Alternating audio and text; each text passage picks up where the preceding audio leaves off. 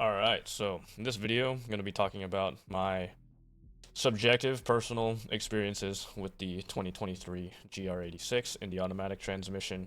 And essentially, I'm going to be, giving advice to anyone who's watching this who's considering the car. Um, just giving some advice and things to think about from an actual personal experience and not just someone doing a review. Um, so this is a completely like not scripted, straight up recording. So if I repeat some stuff or sound like I'm fumbling over myself, that's why, and I apologize. Also, my camera is over here, but I don't really want to look straight into the camera because it's weird. I'd rather watch myself talk on my screen. So that's what's going on in this video. So stay tuned. But yes, I got the 2023 GR86 in the automatic transmission, not the manual transmission. I have since sold the car as of Wednesday. It is now Friday. I had the car for less than 2 years, and I replaced it with a 2000 Chevrolet Corvette, which is a manual transmission car. So yeah, that's kind of the context and where I'm coming from. You can kind of see where this is going already, that I wanted to get into driving stick and driving manual, and having an elevated driving experience, but it's not just does not just boil down to that, and I'll expand on that here in a second. And before I continue, this isn't like a knock on Toyota or Subaru, because Subaru does make the BRZ, which is a very similar twin to the GR86.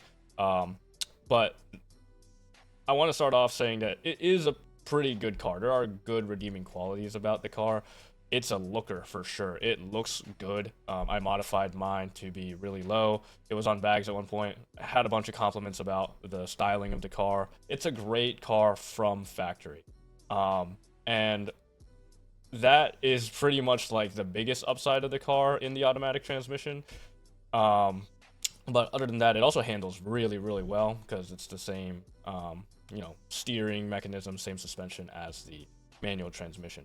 But so those are the great things about the car. Every single color, obviously this kind of stems from looks too, but every single color that Toyota puts out there with the car looks good. It looks sleek. It's like simple without looking too boring.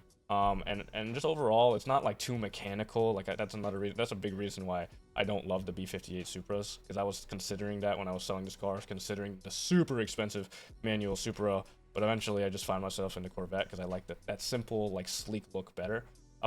But yeah, I think the GR86 is a great looking car.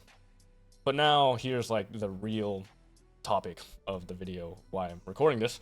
The actual car itself, the driving experience, I can't speak on the manual transmission because I never sat behind one, or I never drove one. I did sit in the seat of one. But the driving experience of the automatic transmission is just, in one word, very underwhelming.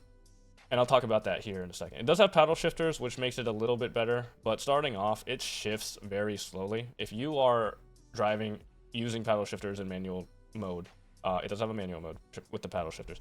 If you're driving using paddle shifters in the manual mode, you will be done with the click for a solid like half second to a full second before you feel the car shift and you hear the car shift.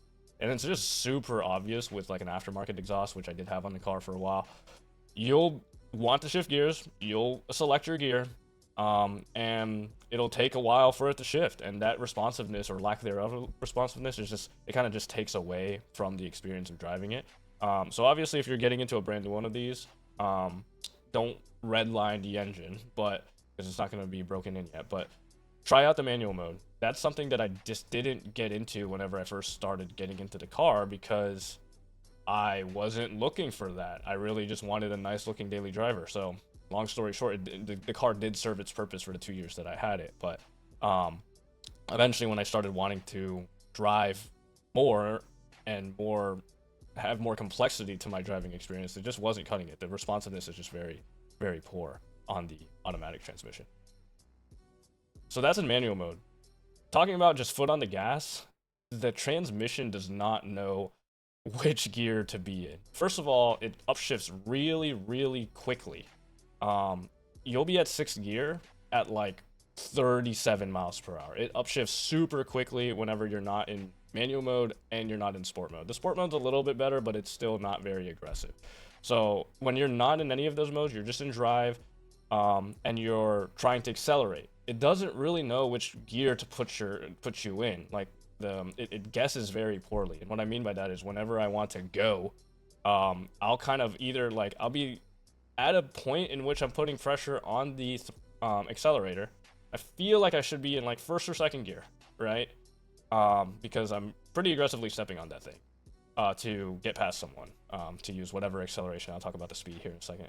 Whatever acceleration the car has to get past someone who's driving slow, and it'll like kick. It'll kick like, oh, I want to be in first, but I'm not sure if I should be, so I'm gonna keep you in third or fourth. And you're just not going very fast. So that kind of Venn diagrams into the next point, which is the speed.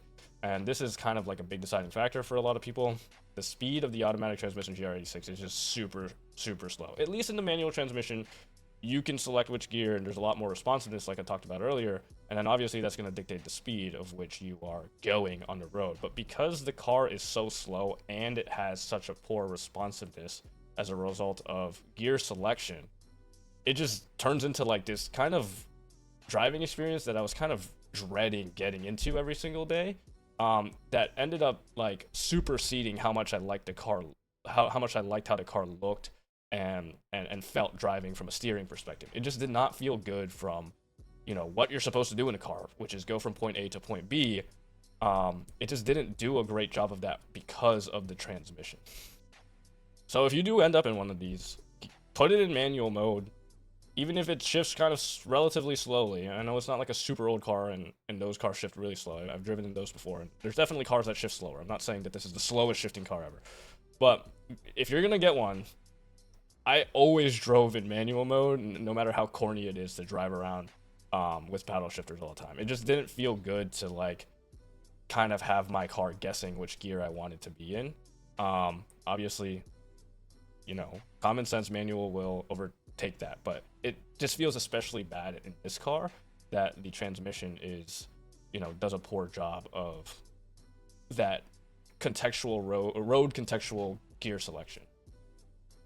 And then this final thing shouldn't be a big deal for a lot of people, but it ended up being kind of a deal for me, especially after I decided that driving manual was something that I wanted to do, because whenever I first bought this car, didn't really know how, and now I do, and I'm grateful. But essentially, like, the social aspect of having a automatic 86 or a BRZ is just something to keep in mind, because if you're anything in the car meet community, which if you're buying this car and you're modifying it, especially, like, you're probably into that a little bit, you're definitely gonna have some awkward situations where people are gonna be like, oh, nice GR86, and then you're like, oh, it's automatic, it's not manual. Like, that's definitely gonna happen to you.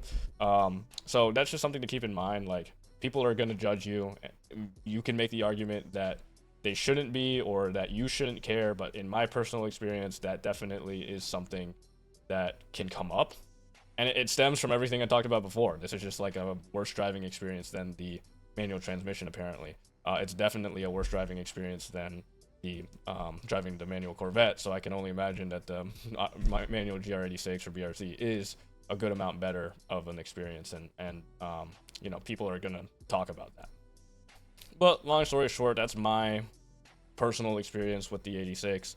So just stuff to consider if you're considering buying one. If you just want a cool looking point A to point B car, which a lot of people, even people that modify them, do, and that's definitely where I was whenever I first got the car, this is not a bad option for you. But it's also, you got to also think about it. This is another thing I've barely touched on, but it is a small car. The back seat is pointless. I've only ever had people in the back seat like 2 or 3 times. I can count it on one hand that I had the people in the back seat. They're super uncomfortable. You're super uncomfortable as a driver if you have someone behind you. You can't really put a lot of stuff back there because it's kind of hard to access. You have to move some stuff around, and just overall, it's just not a very convenient access part. So it's kind of wasted space. The trunk is pretty small. The trunk is actually pretty good though, compared to cars that I've had and sedans that I've had in the past. It's pretty comparable to like my girlfriend's BMW 328. Like, it's a comparable size trunk. And it's got a pretty wide mouth, so it's not like you can't stick anything back there. So I'd say the trunk is a relative plus, actually, if you want to just daily drive this car and maybe throw something back there. I'd put like side skirts in this car. I had to drop the back seat and all that sort of stuff, but I've hauled some relatively inconvenient stuff around and I made it work, but it's just also not a great daily driver if you want to like have a bunch of stuff. Like obviously sedans are going to be a little bit better, but if you're looking for something like that and it's a big deal to you, I would really just look at SUVs instead of these like smaller cars because they have taller ceilings and they can do all that sort of stuff. In terms of comfortability, that stuff was fine. It's like a pretty comfortable car. Your seating position isn't bad. Like where the shift knob is not terrible. Like your AC and stuff, everyone says that it feels cheap. I care more about like how I drive the car and like if the air conditioning and stuff works and that sort of stuff. This isn't a car that you're buying for luxury, so you shouldn't, in my opinion, you shouldn't be really using that as make or breaks. If you're buying this car, you're looking for a driving experience, generally. But if you're really just looking for a point to A to point B car that just looks really nice, it's fine. But the driving experience is kind of what eventually like took it for me. And maybe there's a universe where I never really care, and I still have the car. But I eventually got into driving and the complexities of driving a little bit more. And this car, I had more fun in my Corvette in like 3 days of driving it, just around town, not even like hard driving, than I did in the year and 5 months at that point that I had the 86. So just keep that in mind, that this is just not a very high ceiling experience car when it comes from a driving perspective, and that's what ended up being the biggest deal for me. But yeah, I said this in my Corvette video that's on my channel. Follow this channel if you're looking for content on like my Corvette build. I'm also getting a daily driver that I might modify a little bit just into, making my cars unique and stuff like that. Definitely did that with the 86. But yeah, this is kind of like a big long spiel on the 86, and I enjoyed making it and kind of getting a lot of this stuff off my chest and out there. Pretty good car. Just consider the stuff that I've said, long story short. But yeah, like, follow, subscribe, all that sort of stuff. Thanks for watching.